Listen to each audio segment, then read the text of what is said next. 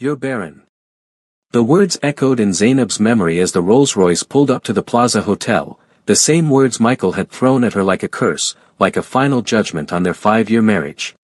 The same words that had shattered her, made her question her worth, her body, her future.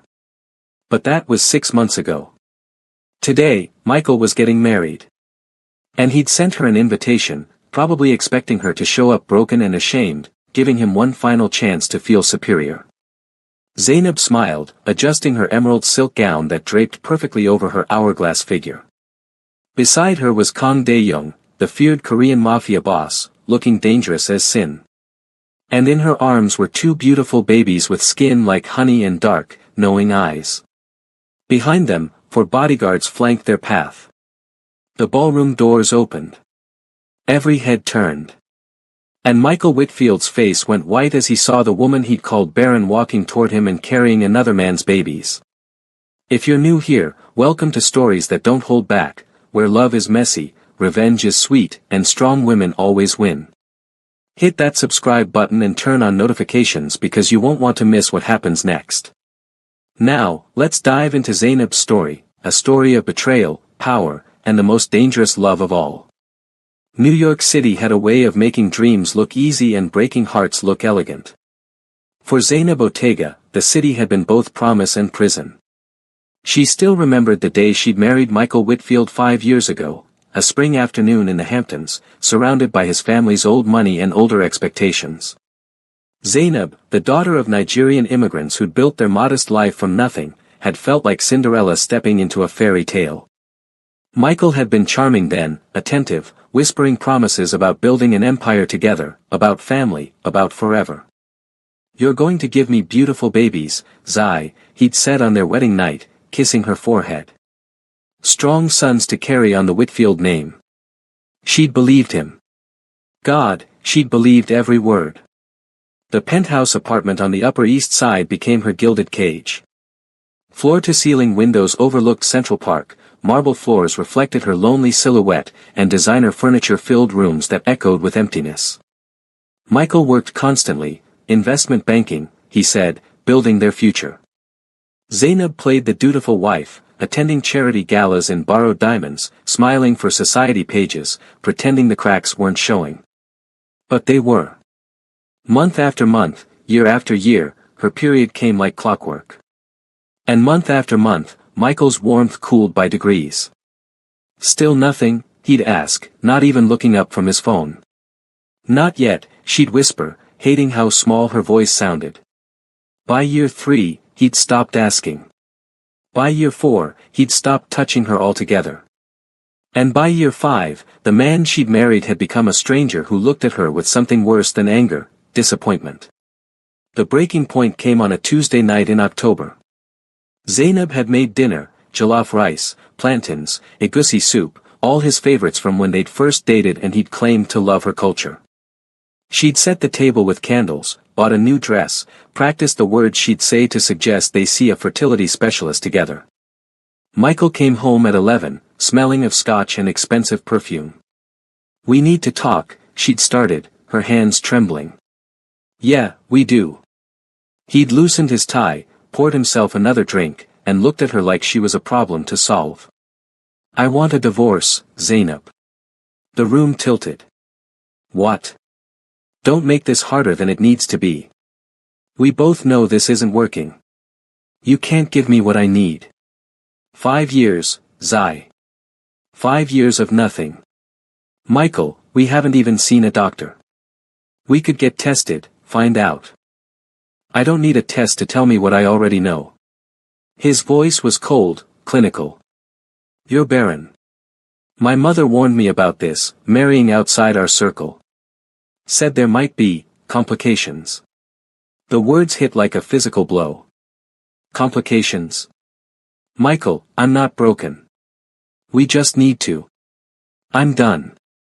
He set down his glass with finality. "My lawyer will contact you. You'll be taken care of financially, don't worry. But I'm marrying someone who can actually give me a family." "You're already seeing someone."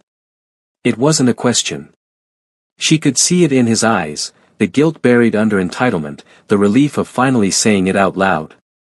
Victoria understands what it means to be a Whitfield wife. She comes from good stock. Strong genetics.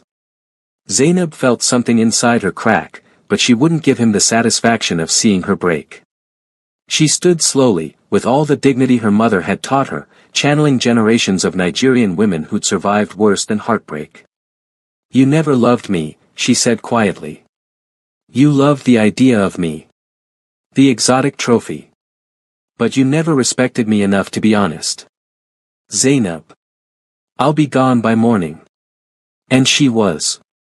Imani's apartment in Harlem was everything the penthouse wasn't: small, warm, filled with actual life. Zainab's best friend since college had taken one look at her tear-stained face and pulled her inside without questions.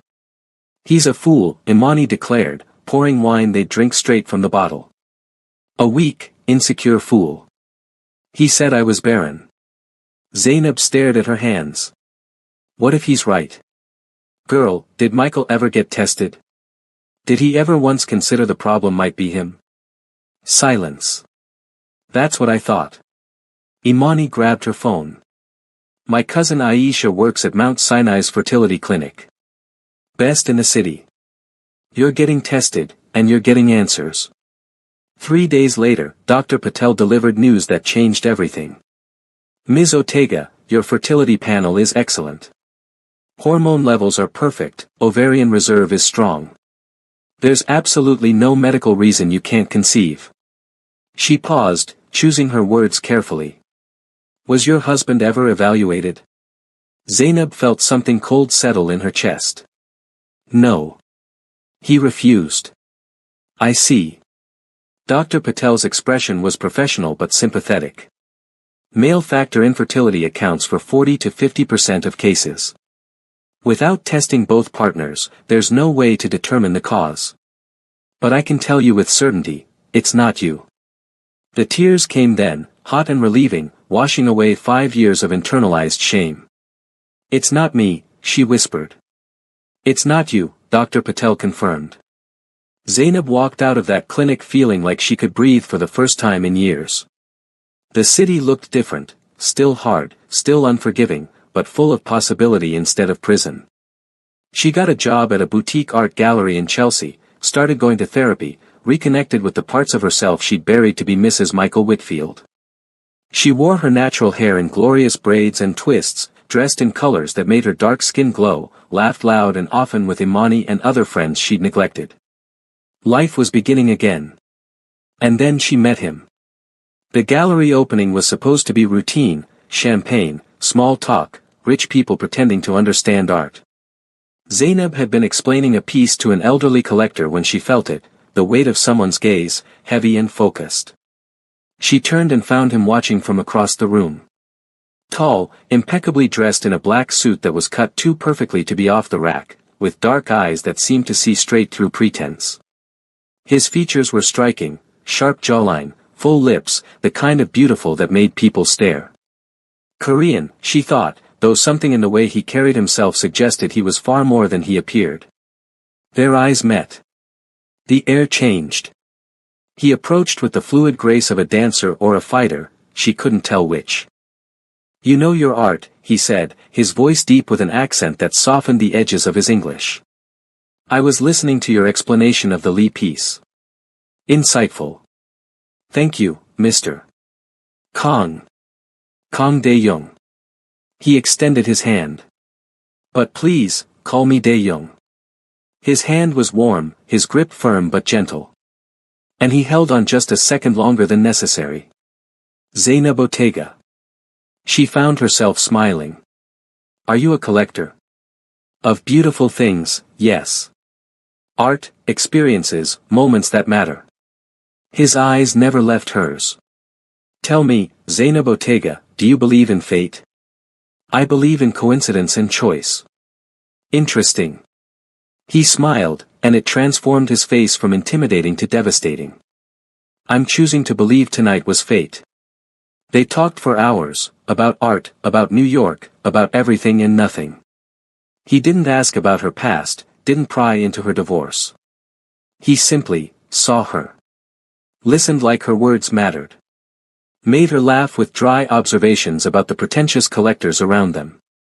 The man in the corner has been staring at that painting for 20 minutes, Dae-young murmured. He's reading the placard over and over, trying to figure out why he should like it. Zainab bit back a laugh. Maybe he genuinely appreciates it. He's holding his champagne glass upside down. She looked. He wasn't wrong. Okay, you win. I usually do. His smile was playful, but something flickered in his eyes, something darker, more serious. Zainab, I'd like to see you again. Dinner. Somewhere we can actually talk without people pretending to understand postmodernism. She should have said no. Should have recognized the danger and how drawn she was to this stranger. But she heard herself say, yes. His smile widened. Tomorrow. I'll pick you up at 8. You don't know where I live. He pulled out his phone, handed it to her. So tell me. And she did. Dae-young picked her up in a black Mercedes with windows tinted too dark to be legal. The driver who opened her door was built like a tank and wore an earpiece. Is this necessary? Zainab asked, settling into leather seats that probably cost more than her monthly rent. Dae-young's smile was apologetic. I have security concerns. I hope it doesn't make you uncomfortable. Should I be worried? Not while you're with me. The way he said it, quiet, absolute, sent shivers down her spine. You're safe, Zainab. Always. Dinner was at a private restaurant in Tribeca, the kind of place with no sign and a waiting list measured in months. They were escorted to a secluded table where Dae-young ordered in rapid Korean, then turned his full attention to her. Tell me something true, he said. That's a dangerous question. I prefer dangerous to safe. So she told him, about her marriage, the divorce, the shame she'd carried. About Michael's words and the relief of learning the truth. She didn't know why she opened up to this man she barely knew, but something about Dae-young's quiet intensity made honesty feel safe. He's a fool, Dae-young said when she finished. Worse than a fool. Coward. He blamed you for his own inadequacy. You don't know that he was the problem. Don't I? Dae-young leaned forward. Zainab, I know men like your ex-husband. They build their worth on the backs of others, tear down anyone who threatens their fragile ego. He's weak. You're not. You barely know me. I know enough. His hand covered hers on the table, warm and steady. I know you're brilliant and kind and stronger than you realize. I know you deserve better than what he gave you. And I know, he paused, something vulnerable flickering in his eyes. I know I want to be the one who shows you that. Dae-young. I'm not a good man, Zainab. I should tell you that up front. My life is complicated. Dangerous, even. But I'm honest. And I'll never make you feel less than the extraordinary woman you are. She should have asked what he meant by dangerous. Should have recognized the warning signs, the security detail, the private restaurant, the way waiters addressed him with almost fearful respect. But she was falling, and she didn't want to stop. Before we continue, are you Team Zainab or do you think she's moving too fast? Drop your thoughts in the comments, I read every single one. And if you're loving this story of revenge and redemption, smash that like button. Trust me, you haven't seen anything yet. Now, let's get back to what happens when the Korean Mafia falls in love. 3 months into their relationship, Zainab still didn't know exactly what Dae-young did for a living. He was vague when she asked, import, export, family business, investments. She'd Googled him and found almost nothing, which in the digital age was a red flag the size of Manhattan. But she'd also found happiness. Real, deep, unexpected happiness. Dae-young was everything Michael wasn't, attentive, generous, present. He remembered how she took her coffee, surprised her with gallery tickets, listened when she talked about her dreams of curating her own exhibition someday. He was tender and passionate, making her feel desired in ways that healed wounds she hadn't known were still bleeding. His apartment, a massive loft in Soho, was minimalist and beautiful, filled with art he actually appreciated. She'd started staying over most nights, falling asleep in his arms, waking up to his kisses. "Move in with me," he murmured one morning, his fingers tracing patterns on her bare shoulder. "Dae-young, we've only been together 3 months. When you know, you know." He tilted her face toward his. "I love you, Zainab. I want you here. Always. I love you too." The words came easily, truthfully. "But I need to know who you really are. What you really do." His expression shuddered slightly. "Why?" "Because I'm falling for you, and I need to know what I'm falling into." He was silent for a long moment, then rose from the bed, pulling on pajama pants. When he turned back, his face was serious. "My family controls one of the most powerful Korean organized crime syndicates on the East Coast," he said quietly. "We handle various operations. Import, export, yes, but not the legal kind. Protection, investments, territory. My father built the organization. I inherited it when he died 5 years ago." Zainab felt her heart hammering. "You're a crime boss." "Yes. The Mafia. Korean Mafia, technically, but yes. I run one of the most feared organizations in New York." He watched her carefully. "Are you afraid?" She should be. Should run. Should call Imani and pack and never look back. But she thought about how gentle Dae-young was with her, how he'd never pressured or manipulated, how safe she felt in his arms despite, or maybe because of, the danger he represented. "What exactly do you do?" she asked. "Nothing that touches you. I keep that world separate. But I won't lie, it's violent sometimes. Dangerous always. People want what we have, want to take our territory, our power. I protect what's mine." His eyes locked on hers. "And you're mine now, Zainab. If you'll have me. I'll never put you at risk, but I can't walk away from my family, my responsibilities. I'm not asking you to." "Then what are you asking?" She stood, wrapped in the sheet, and crossed to him. "Honesty. Always. Don't hide things to protect me. Let me choose my own risks. Even if that risk is me. Especially if it's you." He kissed her then, deep and claiming, and she felt something shift between them, a new level of trust, of commitment. "Move in with me," he said again against her lips. This time, she said yes. The nausea started 6 weeks after she moved in. At first, Zainab dismissed it as stress, adjusting to living with Dae-young, the lingering divorce proceedings with Michael, the constant low-level anxiety of knowing her boyfriend was a crime lord. But when she missed her period, then a second one, terror and hope warred in her chest. "I need to see Dr. Patel," she told Imani over emergency coffee. "You think you're pregnant?" "I don't know. Maybe." "God, Imani, what if I am? Then you're about to make a mafia boss a daddy, and I am here for this drama." Despite herself, Zainab laughed. But the fear remained. What if she was pregnant? What if she wasn't? What if her body failed her again? Dr. Patel's smile told her everything before the words came. "Congratulations, Zainab. You're about 8 weeks pregnant." The world stopped. Started again. Stopped. "I'm, what? Pregnant. And based on your initial ultrasound," Dr. Patel turned the screen, pointing. "It appears you're having twins."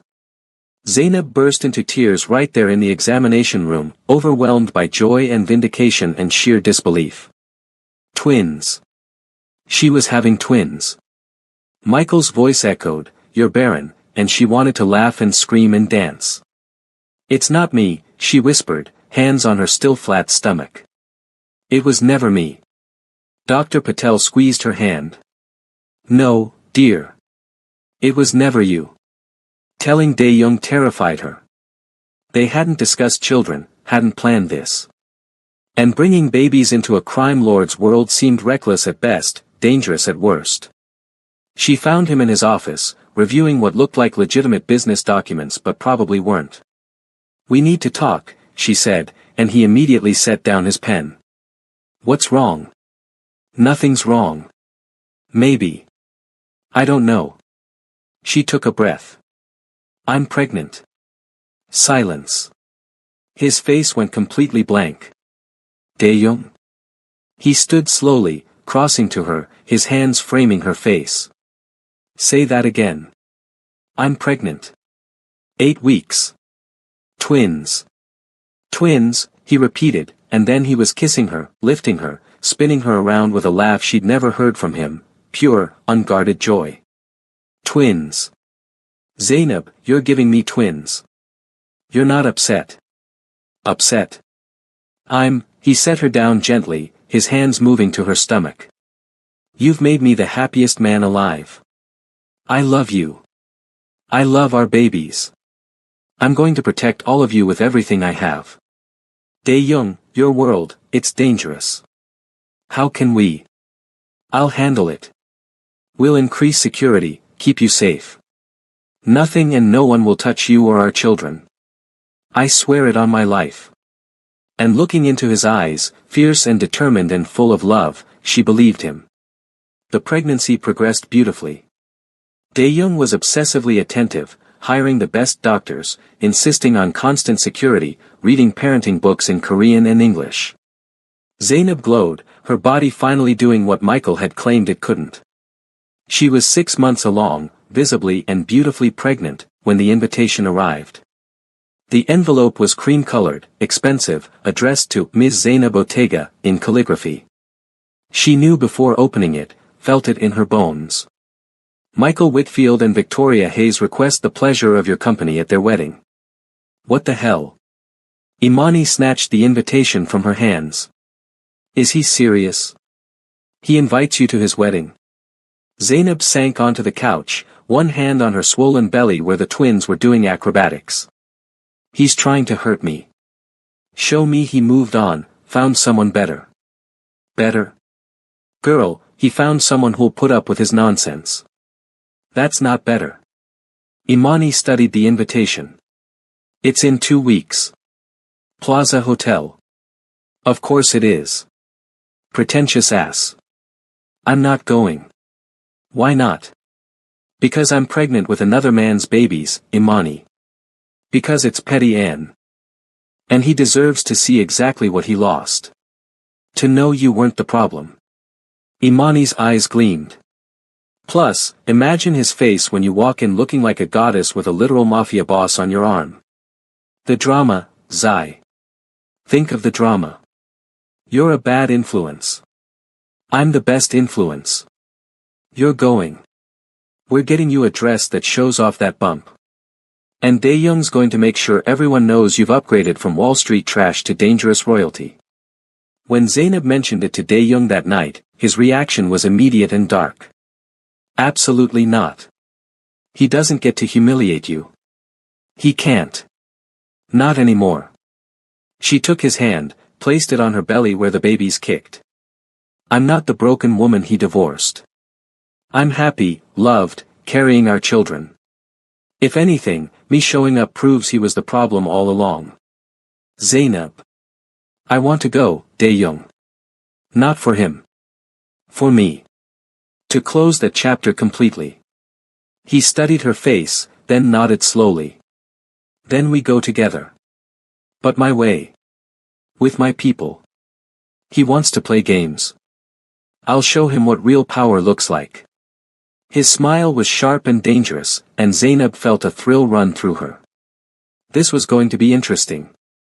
The day of Michael's wedding dawned bright and clear, one of those perfect New York spring days that felt designed for new beginnings. Zainab dressed carefully in the gown Imani had helped her choose, emerald silk that draped her pregnant curves like water, elegant and regal, with a neckline that showcased the diamond necklace Dae-young had given her. You look like a queen, Dae-young said, appearing behind her in the mirror. His black suit was perfectly tailored, and he looked every inch the dangerous man he was. Are you sure about this? Completely. The drive to the plaza was quiet. Dae-young held her hand, his thumb tracing circles on her palm. In the car behind them, 4 of his most trusted men followed, insurance, he'd said, though she suspected it was also a statement. Whatever happens in there, Dae-young murmured as they pulled up, remember you're mine. I've got you. Always, she whispered back. The ballroom was exactly as she'd expected, over-the-top elegance, dripping with flowers and crystal, filled with Manhattan's elite. Conversations paused as she entered, heads turning, whispers starting. Because Zeynep Ortega had just walked into her ex-husband's wedding visibly pregnant and escorted by a man who radiated danger like cologne. She spotted Michael immediately, at the altar in his tuxedo, frozen in shock. Victoria stood beside him in an enormous white gown, her face confused. The wedding planner rushed forward. I'm sorry, but the ceremony is about to begin. Guests should be seated. We're here on the invitation of the groom, Dae-young said quietly, his voice carrying weight. I believe there's a seat reserved for Ms. Ortega. Yes, but... Then we'll take it. He guided Zeynep to the front row, the seat Michael's family traditionally reserved for honored guests. She sat gracefully despite her pregnancy, and Dae-young settled beside her, his hand possessive on her knee. The ceremony began in awkward silence. Michael kept glancing at her, his face growing paler. Victoria noticed, her smile becoming strained. And Zeynep simply sat, serene and glowing, her hand on her belly when the twins kicked. It was during the vows that everything fell apart. If anyone objects to this union, the officiant intoned, speak now or... I object. Victoria's voice rang out, shocking everyone. She turned to Michael, yanking her hand from his. I object to marrying a liar. Victoria, what are you? You told me she was barren. Victoria pointed at Zeynep. You said she couldn't have children, that it was her fault your marriage failed. But she's clearly very pregnant, Michael. So either you lied about her, or, her eyes widened. Oh my God. It was you. You were the problem. The ballroom erupted in whispers. Michael's face went red. Victoria, this isn't the time. You refused to get tested when we talked about trying for babies. You said you'd already been through this, that you knew you were fine. But you were never tested, were you? You just blamed her. Zeynep stood slowly, drawing every eye. Dae-young rose with her, a silent pillar of support. For 5 years, she said, her voice calm and clear, I believed I was broken. That my body was failing. That I was less than a woman because I couldn't give you children, Michael. You let me believe that. Encouraged it, even. Zeynep, But it was never me. Dr. Patel confirmed I was perfectly fertile. And these, she cradled her belly. These babies are proof. You were the problem, Michael. Your pride, your ego, your refusal to even consider you might be less than perfect. Who is he? Michael demanded, pointing at Dae-young. You moved on pretty fast. Probably cheated on me. Dae-young moved so quickly Michael stumbled backward. He didn't touch him, didn't need to. The threat was clear in every line of his body. Choose your next words very carefully, Dae-young said softly. Because if you disrespect the mother of my children again, this wedding will end very differently than you planned. Someone in the crowd gasped. That's Kang Dae-young. Oh my God, that's the Korean Mafia boss. The whispers became a roar. Michael looked ready to pass out. Victoria stepped away from him like he was contagious. We met after the divorce, Zeynep continued. After you threw me away like trash. And she looked at Dae-young with undisguised love. He showed me what it means to be cherished. Valued. Loved without conditions. This is insane, Michael sputtered. You can't just. We're leaving. Zeynep cut him off. Congratulations on your wedding, Michael. I hope Victoria is smart enough to demand you get tested before she wastes years of her life like I did. She turned, dignified and graceful, and Dae-young guided her down the aisle. His men flanked them, and the crowd parted like water. Just before they reached the door, Zeynep paused and looked back.